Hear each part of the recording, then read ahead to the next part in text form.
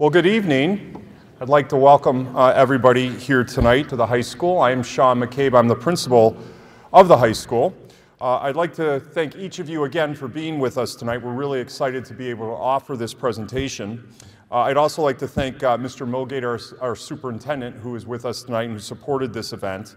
Certainly Jim Santola, our middle school principal, Aaron Hassel, in charge of our Family Support Center, and Andrea Pascucci, who's our Director of Special Education. We're all part of the planning committee for this evening. This is the third year we've put on one of these presentations just in an effort to support and inform our community, to work collaboratively together to support our most valuable resource, our students, our children.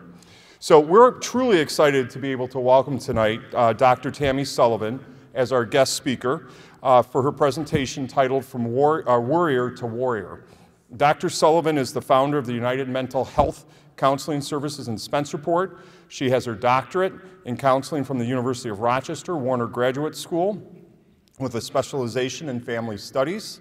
She has her postdoctoral fellowship in leadership in neurodevelopmental disabilities and behavioral pediatrics from the University of Rochester Medical Center, Department of Pediatrics. Glad I didn't have a Jolly Rancher when I said that. That was good stuff. She is a national board certified counselor, a registered play therapist, a certified school psychologist in New York State, and she is an assistant professor at SUNY Oswego in the Counseling and Psychological Services Department. She's director of an innovative school mental health program, responsive interventions designed to empower students. She has advanced training in play therapy, yoga education for schools, mindfulness, trauma-focused counseling, educational behavioral approaches to children with neurodevelopmental differences, including applied behavior analysis. Lastly, she is a workshop presenter in topics pertaining to mental health and wellness, mindfulness, trauma-sensitive schools and homes, and evidence-based interventions and clinical supervisions. So in a nutshell, she is very well informed and qualified. So we are truly, not to put all the pressure on, but we are truly, and I've had the opportunity to hear her speak before, and I think all of you will find tonight very informative. So tonight she will be discussing with us calming strategies to help children feel less anxious. So please join me in welcoming Dr. Tami Sullivan. Hello, everybody. I'm so happy to be here talking about a subject that I'm very passionate about.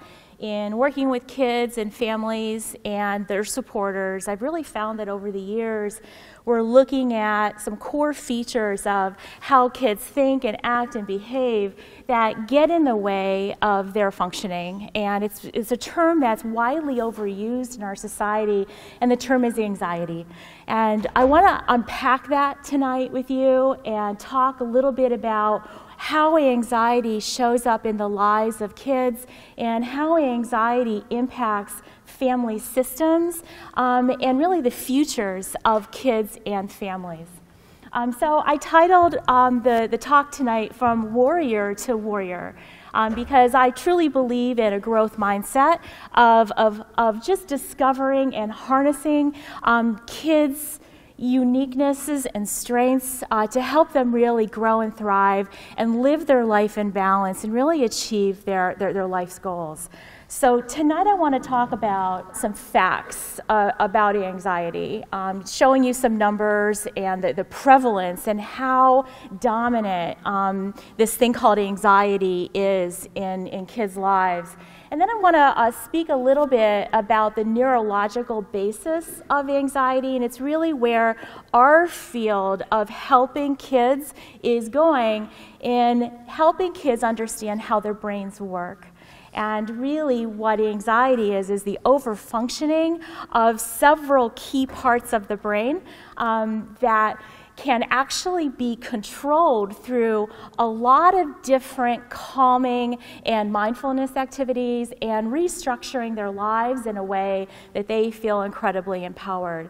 And so the last part of the presentation, I'm actually going to get you working on some of the strategies that we teach kids in how to achieve calm and how to achieve balance. And they're actually very simple, but they're also extremely effective. So anxiety is the leading disorder of childhood, and it's also responsible for turning on a lot of the other disorders that are also very prevalent in childhood. And that is depression, the mood disorders, the behavioral disorders, and alcohol and substance abuses. And so anxiety is one of those areas that we want to get a handle on very, very early on in life, to be able to teach kids how to recognize the signs of anxiety and give them the tools that they feel that they can have control over their bodies and their minds. And so we want to do that to avoid this comorbidity with other disorders that appear after puberty, especially. If you think about it, if you're anxious and feeling like your brain is activated all the time, you're going to look for ways to calm it down, right? And so that's where we see the use of substances, kind of getting outside of ourselves and getting in trouble behaviorally, or turning inward and experiencing mood disorders. So it's highly comorbid with other disorders, but it's also one of the only disorders clinically that's comorbid, that goes with each other. So for instance, a child can have a generalized anxiety, which means that they worry seamlessly about a lot of different things for a lot of different reasons at a lot of different times. It's very common for that to go with a panic disorder or with an obsessive compulsive disorder, for them to try to get control over their worries. They kind of get creative in finding their own ways to deal with that. 15 to 20% of youth under the age of 18 meet the diagnostic criteria for an anxiety disorder. And I want to just pause right here and tease this apart a little bit, because I want to talk about anxiety not only as a clinical disorder, you know, with a label, but I also want to talk about anxiety as just being problematic. Just some of our experiences and some of the ways that we are in our world that get in the way of us living to our full potential. So when I talk about anxiety, I'm not just focusing on the clinical aspect of anxiety, but I'm also focusing on how anxiety, worries, stress, interferes and gets in the way of kids' development. So it's prevalent. And it also is misdiagnosed. Oftentimes in early childhood, anxiety is misdiagnosed with another disorder. I think to date the statistic is 6.1 million children are diagnosed with it in 1 year in the United States, and that's ADHD. So a lot of what we see that could be inattentiveness and impulsivity that looks like an inattentive actually could have its origins in anxiety. And it's been growing, and we're going to spend a little bit of time talking about the sociocultural fuels that affect anxiety. That's very different from how I was growing up. Like our society is very different now. Our culture is very different now.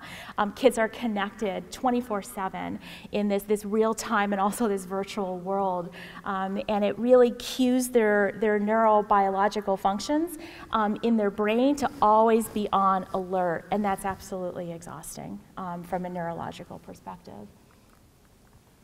Sadly, I have a 2015 statistic, and before I came, I pulled another study to talk about how much of our youth, how many of our youth this goes untreated.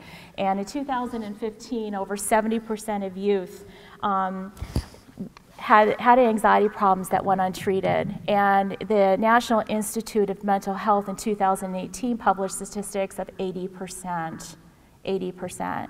And I just want you to think about that statistic and maybe apply it to a medical diagnosis. If we were to say 70 to 80% of our youth with diabetes go untreated, we wouldn't stand for that. You know, that would be unheard of. But yet 70 to 80% of our youth with anxiety go untreated. And what that means is that then slides into adulthood. And it makes the transition from high school to the world of work, the world of career or college, that much more difficult, because the assumption is that they're ready to go, they're ready to launch, and it's that transition in and of itself is very anxiety provoking. So on college campuses where I work, we see a lot of that as well, and then a lot of trying to cope and trying to self-medicate. So really the word is that it has severe impacts on functioning. In a recent study in 2018, 8 out of 10 youth reported experiencing stress on a daily basis where they felt like they were drowning, that their lives are just so packed that they feel like they're out of control and they're helpless. And there's something that happens in our brain when our psyche goes to helpless, that our brain takes over. And I want to talk about the neurobiology of how that works. But all in all, it gets in the way of really living to your full potential. I brought in a quote from Dr. Paul Foxman, who wrote the book The Worried Child. And this generation of youth today has been termed the shell-shocked generation. And it speaks to the increase of traumas. And I wanna just stop right here and define what trauma is from a mental health perspective.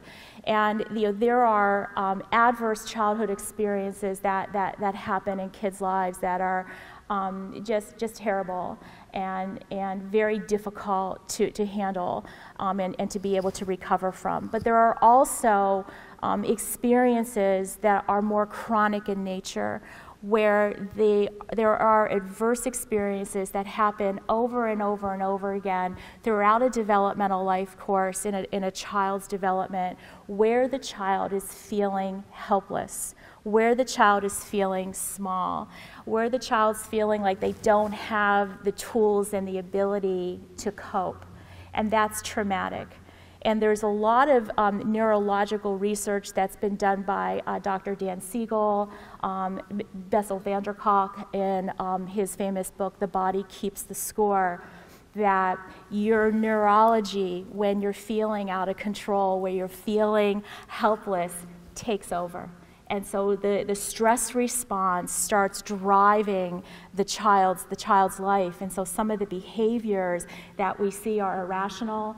They don't make sense, especially from our adult perspective, and they're hard to understand. So I want to talk about some of those things that we're seeing. Also, we want to take a look at how we're connected culturally. The world of childhood is very, as I said, is very different. These kids are connected real time to friends. The number one, especially in children in secondary education, the number one important things is friends and social structure, the influence of friends. They're always on, they're always participating, and there's a rise in worry about how my last text was interpreted, worry about how I'm fitting in, worrying, and we're just connected all the time. And that's producing a tremendous amount of anxiety in youth, because the brain needs time to calm. The brain needs time to go within and to regenerate. And especially we're seeing, and I'll discuss later, these huge sleep disturbances in kids. And we think from a research perspective that has a lot to do with being connected 24/7, always. So let's tease this apart, talk about the many words that we use to describe anxiety. We hear fear, stress, worry, obsessions, nervous habits, compulsions, panic. There's so many ways that anxiety can show up. But developmentally, I want to talk a little bit about fears as it pertains to anxiety. In fear is an immediate alarm reaction to a perceived threat. And so developmentally, we know that there are these milestones of fear behaviors in kids from infancy all the way through high school. And so I'm not necessarily talking about an appropriate developmental response, such as separation from parents or fear of social isolation. What I'm also talking about is this prolonged, complex emotional state that occurs in children and youth. It feels uncontrollable. It feels unpredictable. And living in a world that's uncontrollable and unpredictable puts our brains in a heightened state of a stress response. So think about the adults in the audience when your children were younger. And picture yourself at an amusement park and you just got off the spinning teacups and you have your 4-year-old child in your hand. And you get off and you're a little bit dizzy and you look down and your 4-year-old child is no longer at your side. And you look around and your heart starts to beat faster, your respiration becomes shallow, and you start to tremble and shake and become real sweaty and very nervous and very scared looking for your child. And it's very chaotic in the amusement park. There's lots of activities and lots of people, and you're looking everywhere and you can't find your 4-year-old child. And you go into a state of alarm. You feel that stress response, that adrenaline, that cortisol starts to careen through your body as you become panic. And then in the distance, you spot her. And you can feel from the minute you lay your eyes on her that your heart starts to decrease in beats. And you start to catch your breath. And you regain, your composure. And you become joyful. And you reunite with your lost child. Seemingly only that was 2 or 3 minutes.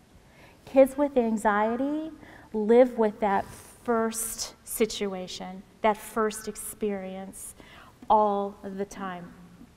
Imagine day in and day out experiencing that racing heart, the body responding, the mind responding, the emotions responding, the behavior. So anxiety gets us from 4 different directions that we're going to talk about. It's not just an emotional response. I mean, you're all in, body, mind, and spirit. And it tremendously impacts how kids function and how kids live their lives. So we're looking at this apprehension or excessive fear about real or imagined circumstances. And I want to pause a little bit on these imagined circumstances. The paradox, the cruelty of the anxiety is that rationally, when I work with kids, they understand the irrationality of it. They do. They understand that once I get into school, it's going to be okay. I'm going to find my people. I'm going to find my work. I'm going to get busy. But just getting there, or just the sight of the bus, or just walking out that front door, they just can't get themselves over that threshold. And that's the fear response is really paralyzing a child, and they feel it in their body, and it is real. But let's not give anxiety such a bad rap. There's elements of anxiety that we need, right, to survive for peak performance. So in this chart, we've compared what it takes to get in a heightened arousal state, right? We got to kind of activate our body, activate our mind to get ready for peak performance. So we become alert, we avoid danger, we perform, we take effective action, and we feel like we're in our groove, right? And that's at the peak of that curve, and we're feeling good. The problem is that when anxiety stays in our system, and I'm talking about the stress hormones, I'm talking about cortisol and adrenaline and all the other things that happen neurobiologically in us, then it becomes exhausting, and it becomes a tax and a stress on our system. So kids who experience anxiety are often exhausted and tired, and there's like this paradox where it's hard to get to sleep because anxiety is keeping us awake, but then once I get to sleep and then I wake up in the middle of the night and I can't get myself back to sleep, I get more anxiety, and so it becomes this circular pattern that becomes very damaging from a physiological perspective. So we're looking really at this constant state of alarm. And so everything that's to the right of that curve, psychologists have termed this the supersensitive stress response, which means that because we're living in such a heightened state of alarm, our bodies are activated, that our baseline for what's normal in our body becomes higher, which means that we tend to, children that are affected by anxiety and live in a super sensitive stress response state are overactive to seemingly innocuous events.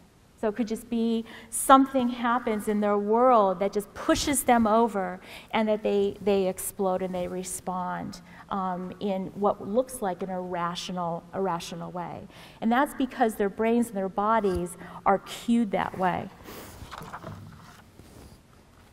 So as I said before, anxiety shows up in our mind, and most specifically, anxiety shows up in our thoughts as fear, uncertainty, the churning of thoughts and doubts, and the most famous term, what if?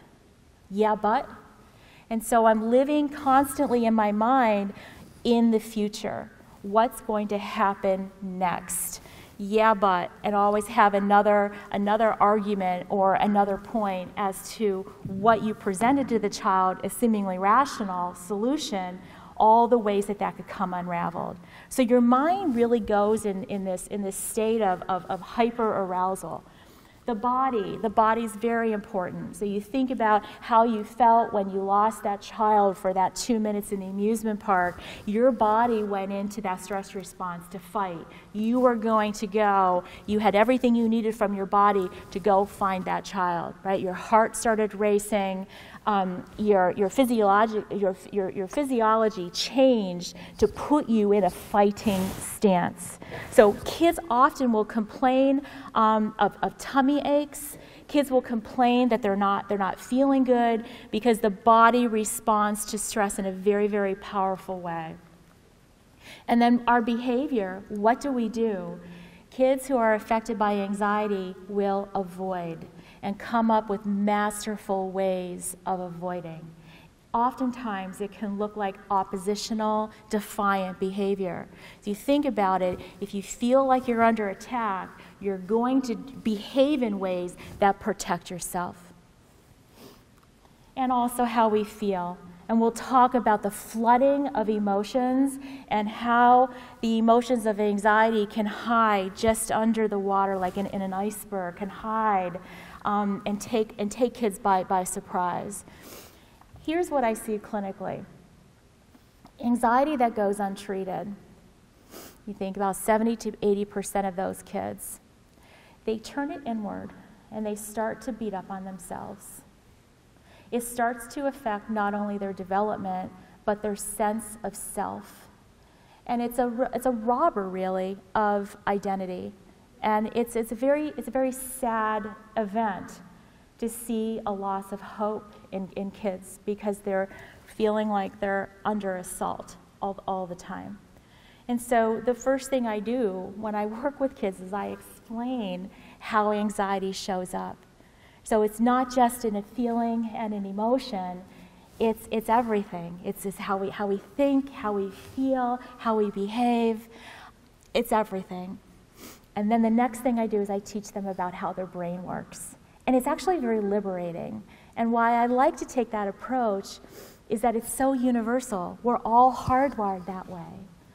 We all have a stress response. We all have adrenaline and cortisol in our body, right? And so to explain to them what's going on physiologically really helps them get a handle on using the tools and techniques that they learn to feel like they can regain control. Because anxiety is about not feeling control. Now, I'm going to talk very directly to parents because as a parent myself, we have this instinct to want to fix things. Mrs. Fix-It, right here, yeah, I am. Want to make them feel like everything is okay. Oh, it's really not that bad. And really, that actually fuels anxiety. And I want to talk a little bit later on about how that actually gets in the way.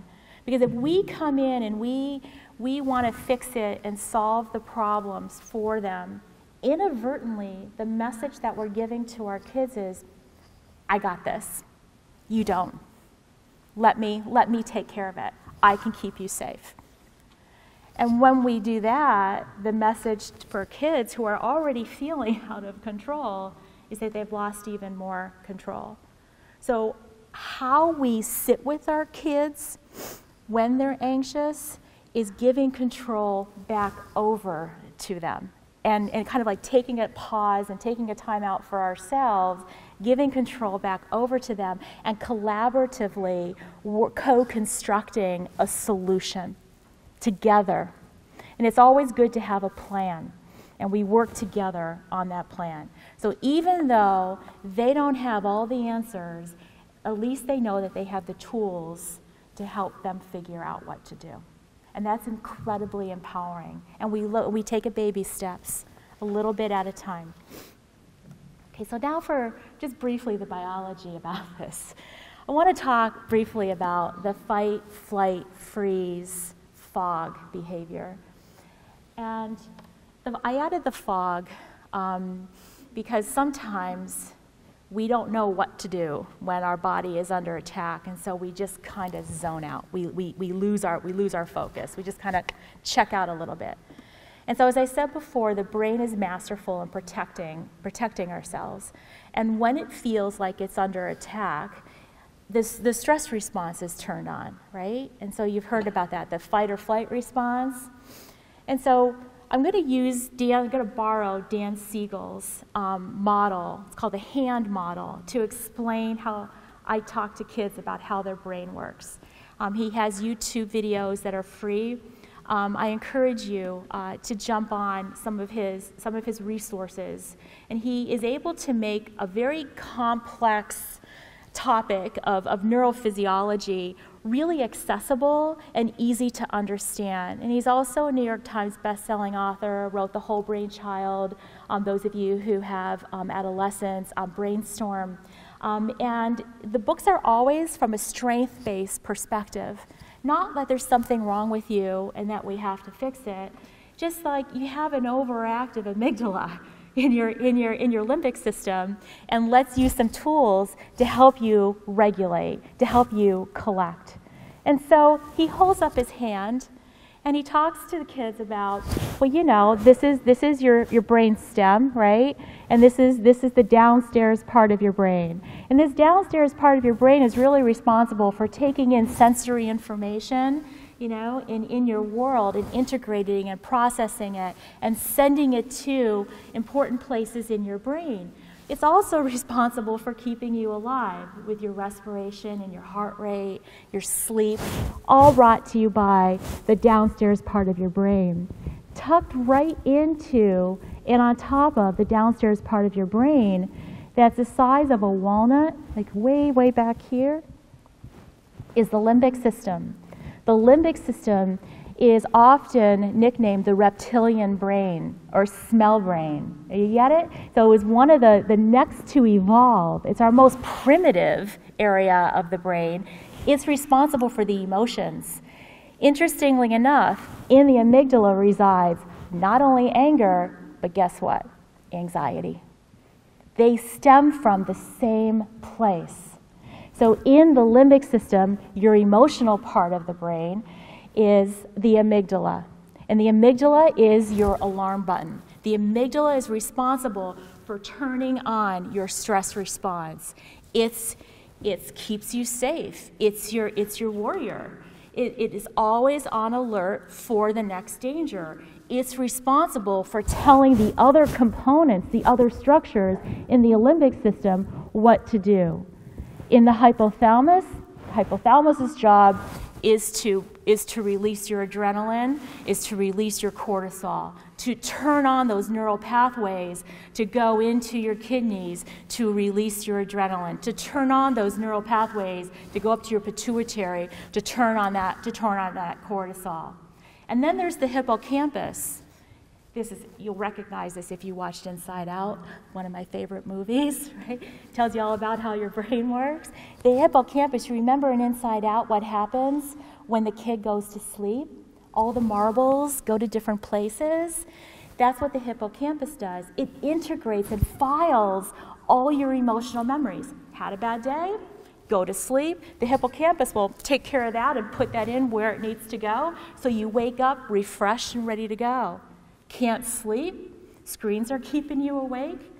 You're not really sleeping because you're waiting for your text tone.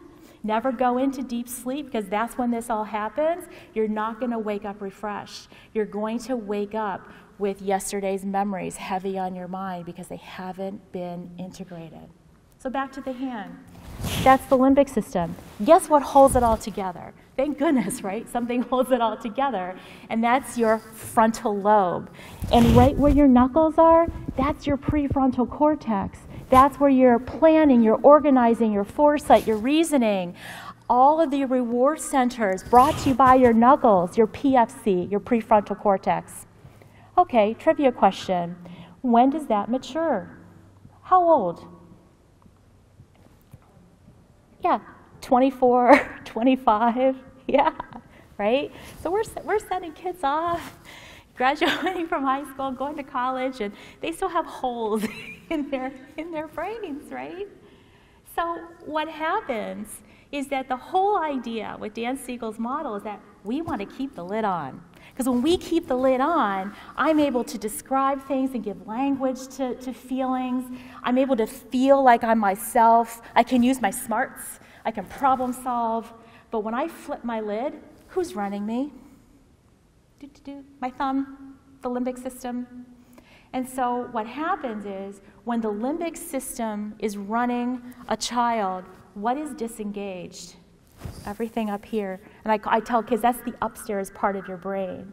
So when kids are upset or when kids are in the throes of panic and us rational adults go up and sit down next to them and offer them a lot of really brilliant problem-solving suggestions, it's like the Peanut cartoon whenever the adults talked, wah, wah, wah, wah. It's what they're hearing because the brain is not integrated. So the goal of these interventions that I'm going to talk about today is all about putting your lid back on again. Once the lid is on, we can go somewhere.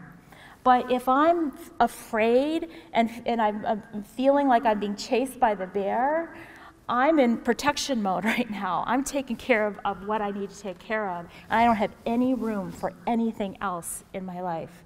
So once kids understand that, they buy into the next steps, which are how to integrate and how to put the lid back on. So the whole idea of the next half of the talk is to introduce you to ways to build a ladder between the amygdala, the hippocampus, to the prefrontal cortex, to the frontal part of the brain. And we do that by offering our suggestions in ways that are collaborative with kids, that join in, and we collaboratively problem solve. Here are some of the emotions in a traditional model of anxiety. So as at home and in school, the behavior that we see is anxiety. And we were talking before about the many words that we use to describe that. Worry, fear, stress, obsessions, compulsions, racing talk and all of that. And then below is what the child is feeling, which is just a whole heck of shame and disgust emotions. And they're feeling very vulnerable, they're feeling very small. And so there's a lot of shame associated with even talking about and dealing with anxiety for kids. But there's some hidden. I want to re-author the iceberg and talk about in the next 10 minutes some hidden ways that anxiety has shown up that the research is really focusing on and what we're focusing on clinically. There's a host of other ways that anxiety shows up, and it's also very much so with a low mood and depression, especially in kids. It looks a lot like this as well. So we have to really do a good job clinically in teasing that apart so we really understand what we're working with. So I'm going to go through, in the next slides, each component of what the new research is showing, that it's not just the stress response, It's also difficulty sleeping.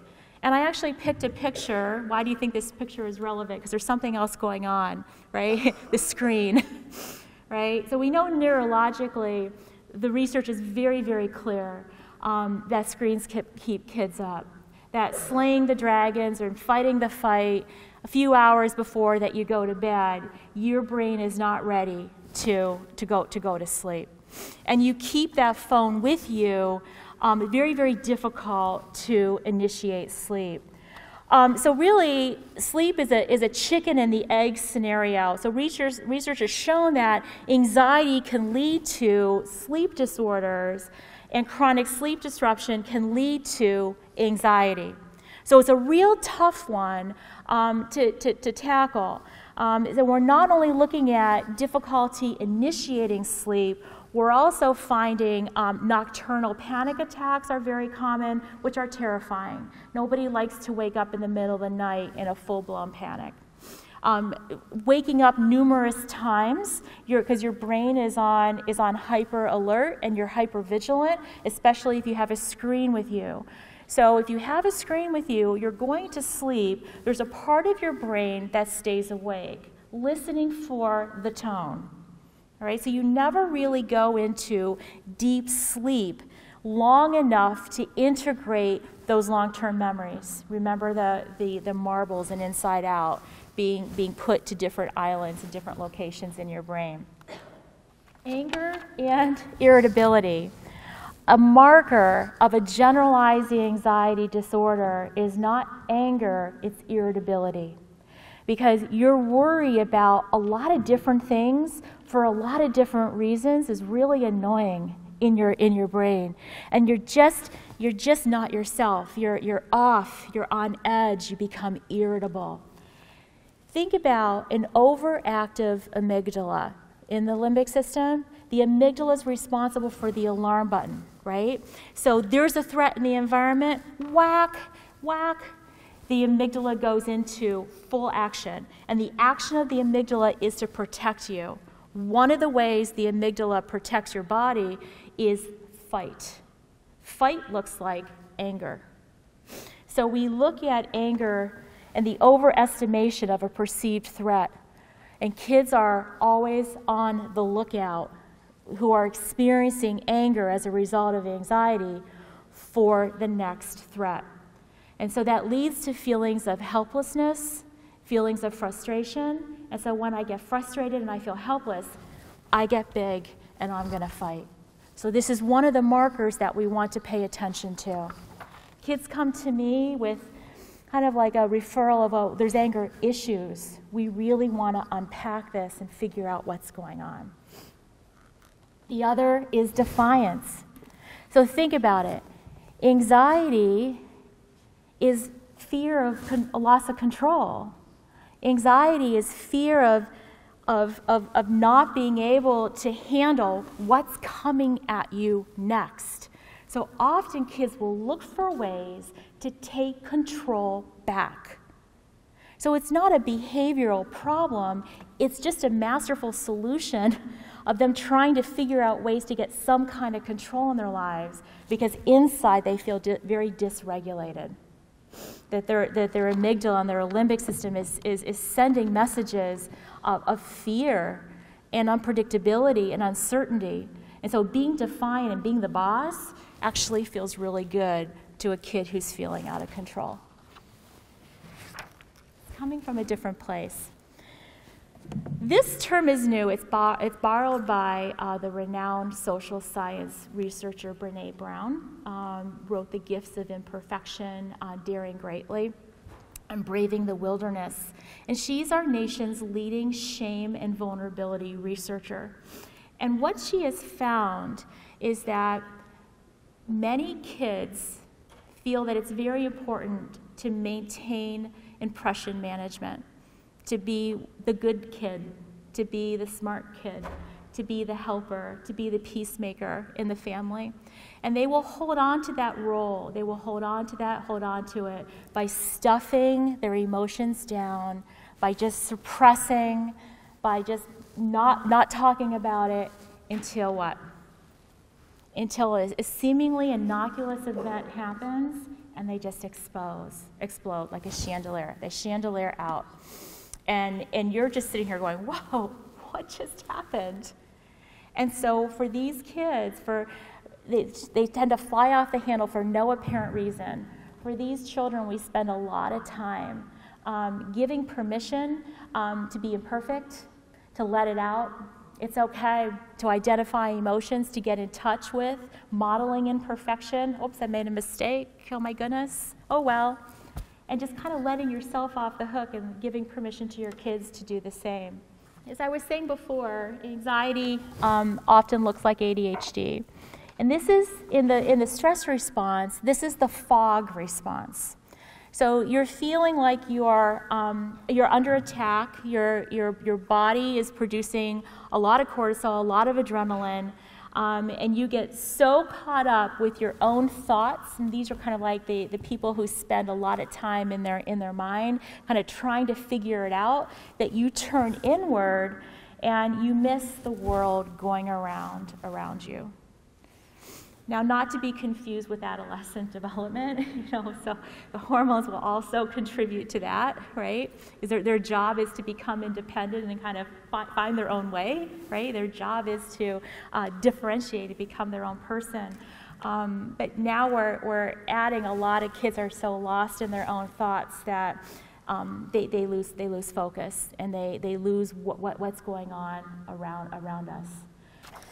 Another one, and this is a hallmark of anxiety, is just, avoidance, right? So it is really the quintessential freeze response, and I see this a lot in school refusal behaviors, in social anxiety, that it's just so scary, I don't know what to do, so I'm just going to freeze and not do anything. Because if I don't do anything, then I'm protecting myself from the threat. So we're looking at kids who avoid as ways of them coping and dealing with their anxiety. And just how about just overall negativity? Anxiety is frustrating. There's a lot of uncertainty. There's a lot of negative thoughts that come up with that, being in that state of hyper arousal, being in that state of stress. We tend to focus more in that mental state on the negative as opposed to the positives. So the negatives tend to be just accentuated and highlighted way too much in their minds. And now I'm going to touch base on what would look like a very adaptive, productive way of being in your life, but is actually contributed to anxiety. And this is over planning. Having to know exactly what's happening when, and have all the contingency plans. So I'm going over to a friend's house for a birthday party. Who's going to be there? What am I going to wear? What am I going to bring? What happens if I'm served a food that I have an allergy to? Who's going to be there to help me? What if? They spend a lot of time in the future. And so to get control, they plan for and focus on every possibility that could possibly happen, which takes a lot of mental energy, which takes a lot of time. From an academic perspective, this looks great, right? That you have plan A, you have plan B. But also we look at this one. How about the hidden anxiety? Perfectionism. Perfectionism is an anxiety that there's a reason why we're avoiding making mistakes. We're avoiding taking risks. We're avoiding starting tasks by hyper-focusing on the task that we are working on, getting it just right. Because if I spend a lot of time focusing on one task, I then don't have to go to the next and the next and the next task. So your world becomes very small, and the risks that you take are very calculated and very controlled. So, what sport am I going to play? What activity am I going to go to? And you overplan and you hyper-focus, and you're very tight and controlled. There's not a lot of margins, for imperfection and mistakes. So let's talk about the 4 mistakes of best-intentioned parents. I'm one of them. I've made every single one of these mistakes, probably on a weekly, maybe even a daily basis. All right? I'm just saying, just saying. The first is enabling avoidance. If something is scary, if something is going to stress our kiddos out, and they're continually wanting to avoid it, as a parent, I want to help make that feel better. So you have a little bit of social anxiety, and you're not really sure about what to order or how to order in the restaurant. I'll order for you. I'll take care of that for you. Are you afraid to make that phone call? I'll take care of that for you. And so you start taking on, in order to release the anxiety, to release the burden. And the message that we're giving our kids is that you're not capable of it. Let me take care of it. I know what's best for you. And remember, their job in adolescence is to become independent. The second is curbing our frustration, because seeing anxiety show up on our kids is scary for us. Sometimes it can make us angry. Sometimes it can make us frustrated. Often we can lose our temper because we just don't get it. And we'll say things that are very harmful to kids that experience anxiety, like, it'll be okay. It's no big deal. Don't worry about that. I kind of laugh because how can your words change what's happening physiologically? But as a parent, it's just knee-jerk. It's like what we do, right? And we want to reduce excessive reassurances, the over-explaining, it's really going to be okay, there's nothing to worry about, because every time we do that, we minimize the impact of what they're feeling. We minimize their reactions. And then my favorite one is swooping down to fix it. I've done this before. I got a plan. I know exactly what to do. Let me take control. Let me help you. Because what we're doing in all 4 of those scenarios is we are feeding the worry monster. So when kids come in, they draw their worry monster. I have a big basket of dragons, and they pick out a dragon that represents their worry dragon. And the worry dragon gets bigger and bigger and bigger. The more we enable, the more we reassure, the more we minimize, the more frustrated we get. It gets bigger and bigger because none of those are helpful for kids. Instead, let's look at this. The first, when your kiddo presents with anxiety, is for you to freeze, because you're going to want to fix it. You're going to want to reassure. It's just a natural parenting reaction. And so if you could freeze and center, take a breath and ground, kind of get your bearings. And then what I'd like you to do is join in with the child in empathy. And we're not minimizing, we're trying to feel their pain. So there's a difference in an empathic response and a sympathetic response. In sympathy, we want to fix things. Oh, it'll be okay. At least there's another test. Don't worry about it, right? We want to fix it. In empathy, you must be so frustrated. That must be so scary. I remember a time when I felt that way too, really out of control. And what that does is it removes the defensiveness. You're down in the hole with your child, sitting there feeling their pain. That's hard because that's when you need to be vulnerable, to kind of give up control of wanting to fix it and just feel their pain for a little bit. And then collaboratively work on solutions, come up with a plan. Let go of some of your control, let go of some of your own guilt, and have some compassion on yourself. When we take on the burdens of all of the worries and all of the happenings in our kids' lives, it can be overwhelming, and we feel like, we're just walking in quicksand sometimes. So when's the last time you put the oxygen mask on yourself and gave yourself a break? So when I talk to kids, and I'll spend the rest of my time talking about some of the things that work, I talk about life going on, and the unpredictability and uncertainty can very much, for a large part, be out of our control. There's things that we can control, there's things that we can't control. And that tuning in to yourself to help put your top of your brain back, to reintegrate it, to calm your limbic system, requires you to step behind the falls. Any of you went to the Niagara Falls and did that little tour, you know, where you kind of climb back and you saw the rushing water, but you were safe. That's what we're trying to teach kids by giving them the tools they need. Middle school can be really hard sometimes. One of my biggest stresses is the homework at school. Sometimes you get piles and piles and piles. You get projects and more projects plus homework. Like, I need to get it done. I'll be doing my homework and then the phone rings.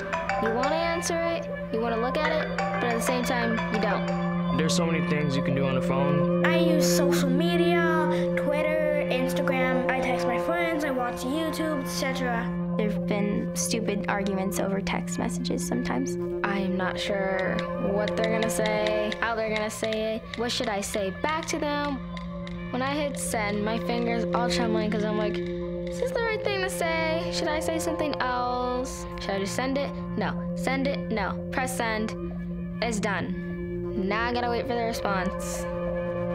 As a 7th grade girl, the popular kids might say, you should do your hair like this, you should wear this kind of makeup, you should do just things like that to get girls to be like worried about what people think. And it's a lot of pressure to not be wearing makeup, so you never know if you're like as pretty as the people who are wearing makeup. My friends were getting bullied a lot because of the 8th graders and the 7th graders think that they're the best. Sometimes people aren't nice to you, and that's how it is in the real world, but gets to be a lot, it just makes me upset. I think people are afraid people are gonna be talking about them. Like if you feel embarrassed or if you made a mistake or something, then I just feel very trapped. It feels awful, so I try to do everything perfect. My schedule is tense, busy, and really tiring because I actually cram a lot of things into one day. I have due dates, I have school, I have activities with band. It clutters in my mind and I think, how am I going to deal with this? I kind of just start to like shut down. Well, my stomach always feels like very in knots. I think my brain's like on overdrive. There's a bunch of papers just flying through my brain and there's people running around and there's a fire in there. I get a lot of anxiety when I have a lot of pressure put on me. Pressure. Expectation. It's a lot to take in when you know it's on you.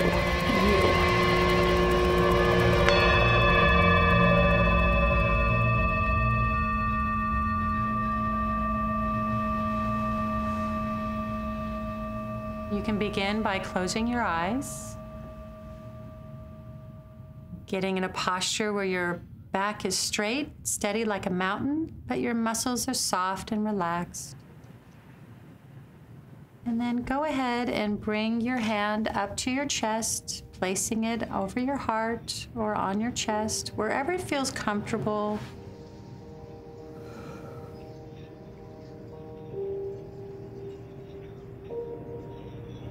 And then just feel your body breathe, just noticing as you inhale the rising of your chest, as you exhale the falling of your chest.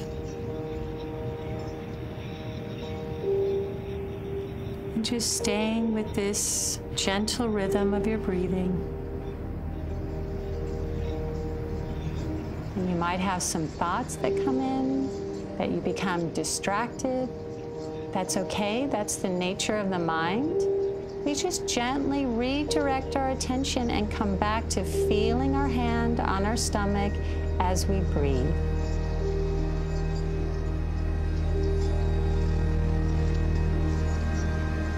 And when you're ready, you can put your hands down and open your eyes.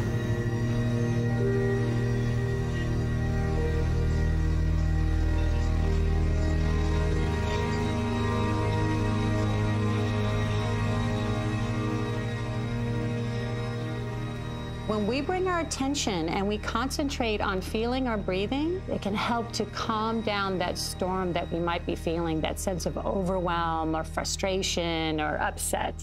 Because one thing that happens is that we can get stuck thinking that whatever we're thinking, feeling, or feeling physically won't change, especially if it's unpleasant. But actually, the more attention, kind attention that we give to it, the more that it will start to release. So mindfulness gives us this choice. It gives us this freedom to choose how to respond as opposed to react right away. Does that make sense?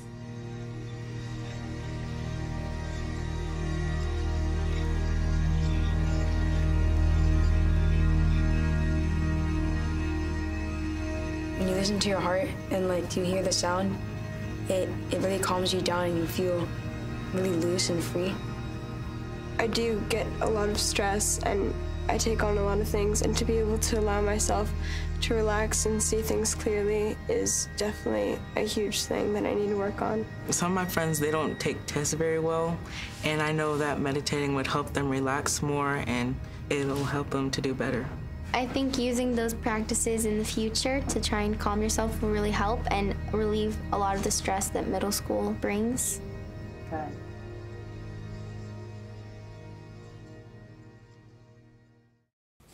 So how did that feel? You went behind the waterfall. What did you notice in your body, especially if you felt your heart rate start to slow down as you settled into your seat, as you felt like you were having more control over your reactions, more control over your breathing? And so that's really the first step, and I ask kids to bookmark that feeling, because the more that we practice that feeling when we are in a regulated, calm state, the more experience we have to access that when we need it. And it's very empowering for kids to be able to do that. And the exercises that we teach, it's all about regulating your body, because remember, anxiety shows up in your body.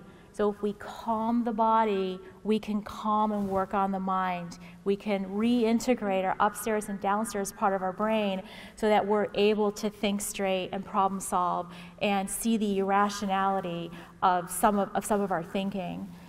Mindfulness, paying attention to the present moment, and removing our attention to the phone and what's going to be happening in the future.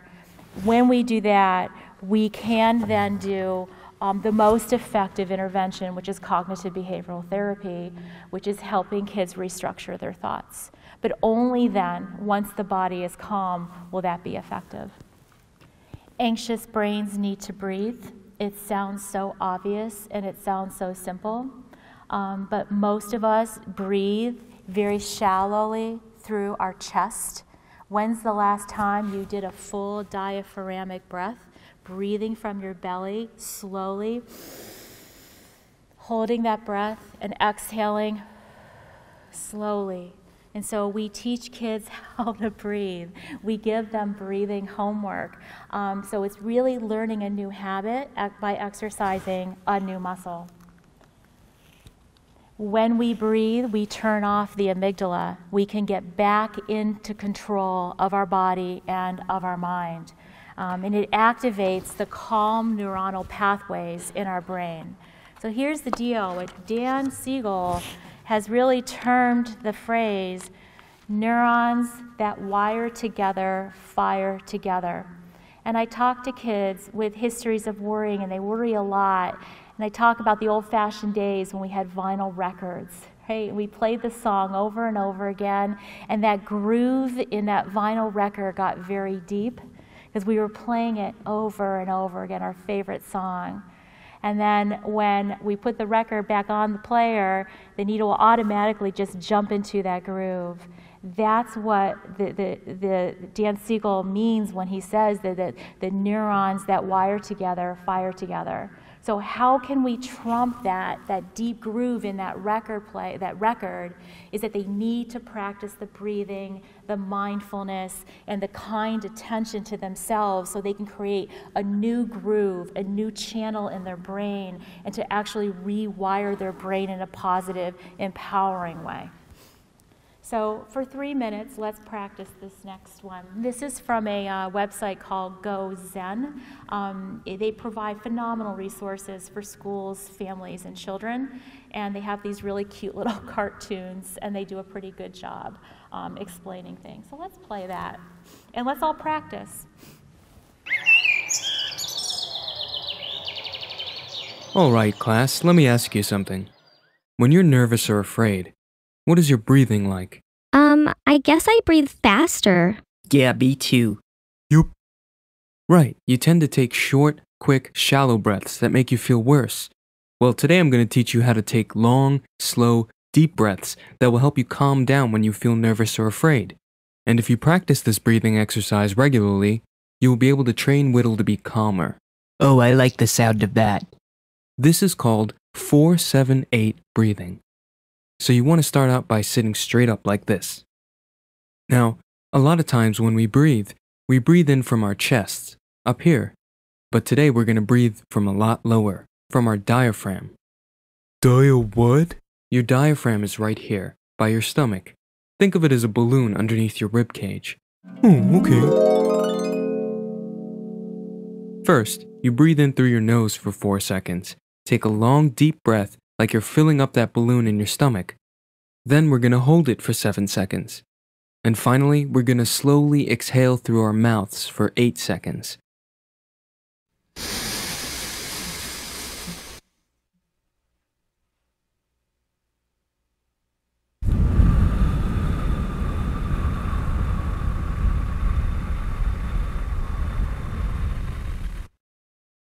Pretend like there's a tiny hole in the balloon, and all the air is escaping from your mouth.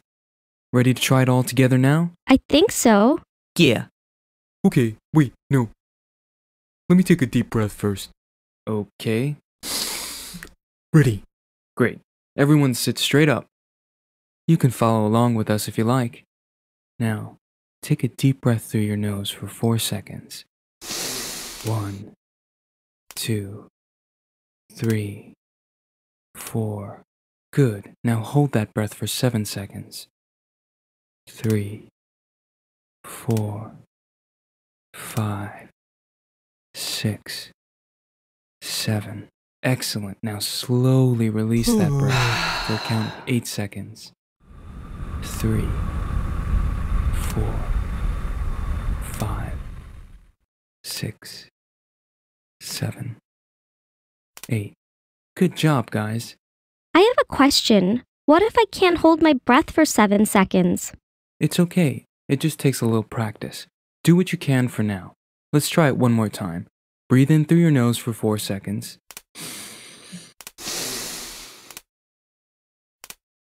Hold for 7 seconds.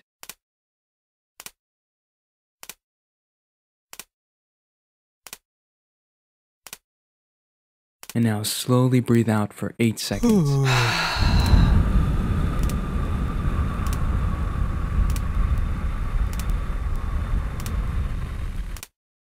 Great job, class. You should practice this breathing exercise every day for about 5 to 10 minutes. Eventually, you will become calmer and make Whittle stop throwing tantrums every time you're anxious or afraid. Yeah, this is gonna work a lot better than hiding under the covers. So they named the Worrier Whittle. One of the things that's important, especially for younger kids, is to name their worry. And by naming their worry, we externalize the worry. So the worry doesn't reside with the child or with their identity. It's something that's external that we can talk about, just like a separate entity. So it removes a lot of shame and guilt that kids often have. The video seemed a lot longer, didn't it, than the 3 minutes? Because you were doing something that you might not have a lot of experience doing. And that's why we send kids home with homework to do this every day, to set alarms on their apps and so forth, on their phones, in order to help them be able to develop this new groove in their vinyl record. More quiet time. Dan Siegel calls this time in, removed from screens, removed from distractions. If you think about mindfulness and tuning into yourself, this could mean walking in nature. It could be hanging out. God forbid, bored. And actually, boredom is the seed of creativity. Boredom is the seed of flow, of really finding like your true purpose and feeling like you got this and you got your ideas. And so we have to be okay with, again, not wanting to fix it, I'm bored, right? Letting the boredom happen, because the quiet time and the tuning into self is becoming a rare occurrence in our society these days. So necessarily reduce the screen time. So there's a correlation between lack of sleep and the amount of screen time usage. There's a correlation between anxiety with behavioral outbursts and the number of hours that we spend in virtual worlds slaying the dragons. Exercise, get your body moving, and all of the feel-good hormones are going to be released and secreted when you exercise. So whatever works, it's almost scheduled and planned, just like homework, that there's some kind of activity of the child's choosing, of course, that they participate in, that they commit to. And it does a really great job in creating goals, develops confidence, and really develops in exercise and in sports the control over your body, that you can beat some of the anxiety feelings that your body has. And then just a whole bunch of calming activities. There are all kinds of books on different calming activities that kids could do. And I take in my approach with kids, because I work exclusively with kids, you got to play. You have to do activities, because play and activities are the language of childhood. No one wants to come in and talk to a stranger on a couch, right? Kids are like, what are you doing? So we have to have a lot of fun with it too. So any kind of calming activities that you can implement in your home, like little stations and little baskets. Remember when they were young, they had like little totes of activities. Very, very helpful in helping kids learn how to self-regulate and just calm down. So we talked about relaxation and mindfulness and the importance of movement and exercise in balancing and combating anxiety and worry. So the general goals in working with your children with anxiety, whether it's clinical anxiety or problematic anxiety that shows up throughout their lives, is reduce avoidance. Don't feed the worry dragon. Don't feed the worry monster. Every time you enable, every time you fix it, you express your frustrations or problem solve for them, you're actually making the anxiety bigger, because they're actually avoiding themselves solving their own problems. And so you can see how it can really do a number on our sense of self when someone else is doing it for us all the time. And then we increase the problem solving, because all of the activities, the first three, are going to integrate the brain. And I know I spent a lot of time on that, but I can't stress the importance of putting that brain, putting the lid back on your brain so that you have a full brain to work with when you go to the problem solving and helping the kiddo develop solutions for some of their worries in their lives. And we build opportunities always to join in and validate and connect. And we do that through empathy, through feeling the pain, not problem solving and being sympathetic, but feeling their pain. And just remember the last time that you felt that way and share that. There's a universality to this.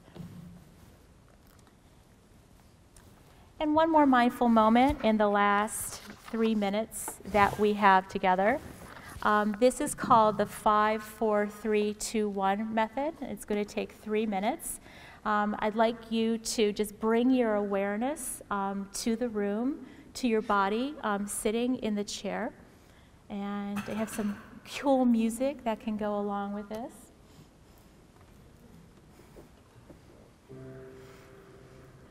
This helps us focus on our senses, bringing awareness to our own body, in the chair, to our breath. Helps us block out all of our to-do lists, all of our worries, all of our wonderings, of our brain going in different directions. And I just invite you to settle into your chair a bit with your feet planted firmly on the ground and just breathe. Breathing in and breathing out, and then exhale slowly. Next, breathe in and out. And you're going to feel a settling, maybe of your shoulders, maybe of your jaw, your forehead. And I invite you to look around and notice 5 different objects that you see. Just notice them.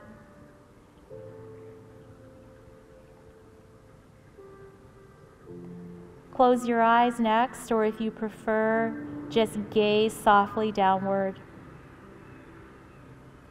And notice 4 sounds that are coming into your ears.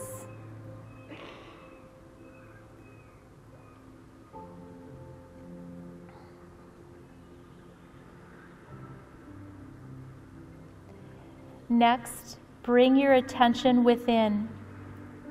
Notice 3 feelings or sensations that you are experiencing right now, and name them to yourself.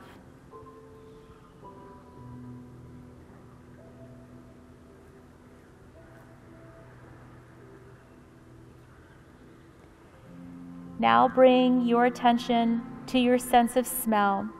Notice 2 smells. You can use your hand or your shirt if you'd like, but just bring your attention to 2 smells.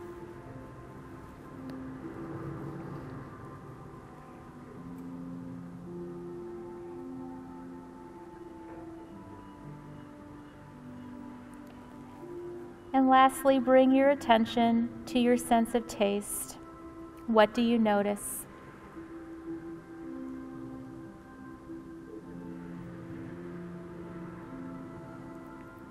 And everyone, take one more deep breath in through your nose, filling up your belly with clean air and holding it. And with your last out breath, breathe out all your stress and worries and settle in to a feeling of calm. And we're going to bring our attention back to the room by wiggling our fingers or toes, stretching a little bit. And remember, this exercise is good just to bring your focus to the here and now, to rule out any kind of extraneous worries. Kind of set that aside for now as we just focus on calm. Thank you.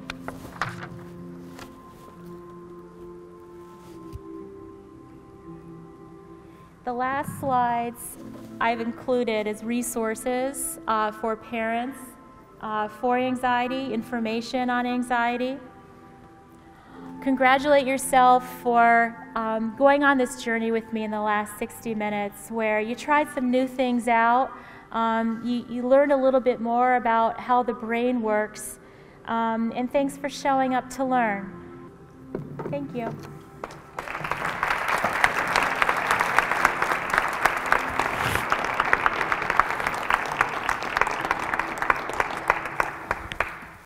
So my name is Erin Hassel, and I run the Spencerport Family Support Center, and I appreciate all of you being here tonight to talk about anxiety and mental health in general. So just briefly, kind of mental health red flags.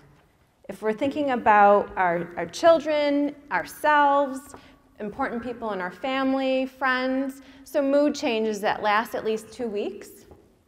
Intense feelings, intense enough to interfere with daily activities, which this could be really tricky, especially if you are a parent of an adolescent. Because if we think about, if you quickly read through everything, a lot of it could look like typical adolescence too. But I think the biggest thing is listening to your gut and really paying attention to your child. And you know your child the best.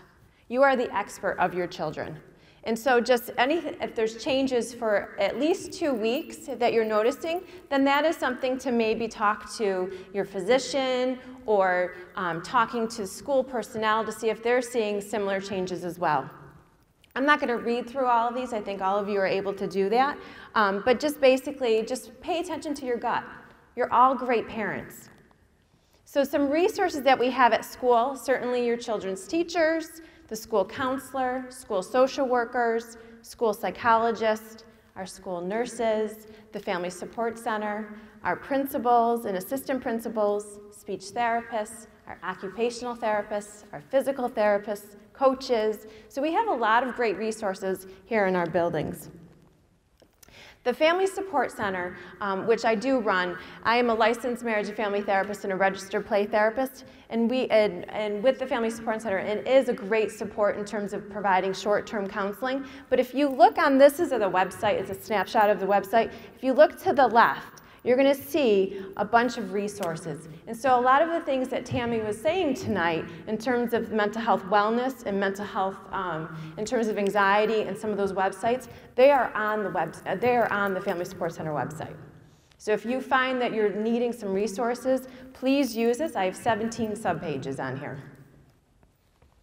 The other thing, I think many of you saw Ruby. She's not here right now. She had to leave. But Ruby is our newest high school resource. She started on Monday, December 17th. She's here every day, and she is a certified therapy dog. Hopefully you enjoyed her greeting you tonight. She is well adored here in our building. I know that sometimes she'll join me in counseling sessions when I'm meeting with some high school students, and so she certainly is well loved while she's here. But Joanne Kerway is one of our high school counselors, and she is her mother, so she comes every day with her. The other resources in the community, your pediatrician, your family physician, if you have concerns, psychologists, clinical social workers, licensed marriage and family therapists, licensed mental health counselors, licensed art therapists, psychiatrists, psychiatric nurse practitioners, in terms of your worship or spirituality, so your pastor, the priest, rabbi, having other parents, checking in with your friends, youth mental health first aid training. We do offer that. I'm a certified youth mental health first aid trainer, and so I do offer some classes that we occasionally are able to offer it to the community. We're hoping to have another one in the fall. Jen Davin is a school social worker who is certified as well in teaching youth mental health first aid, so that certainly is open and available to the community. And also, if you have any concerns in terms of safety, 211, or even just resources, 211 is open 24/7, and they are kind of like the hub of, they know everything that's in our area, that if you have any kind of concerns, just call 211. And it is confidential, and they have access to a number of, or to all of our services here in our area. So this is just youth mental health first aid. It's just a little plug that it is something that's free. It's an 8-hour course. It's similar to medical first aid, but it's really for mental health. And so you do leave with a 5-step action plan. And I know that we've had, Jen and I have been trained in youth mental health first aid for the past 3 years, and we offer the course 3 times a year, and we've offered it several times in our community as well as in our district. But it is a really great 8-hour course. You could always email me or call me. If you could find my contact information just right on the website. But certainly feel free to call me or email me. And same thing with Tami. She's located right above Splatters in her clinic, or her private practice. And so, well, we really wanted to thank everyone for being here tonight. You are a great audience. And so thank you. Have a great evening.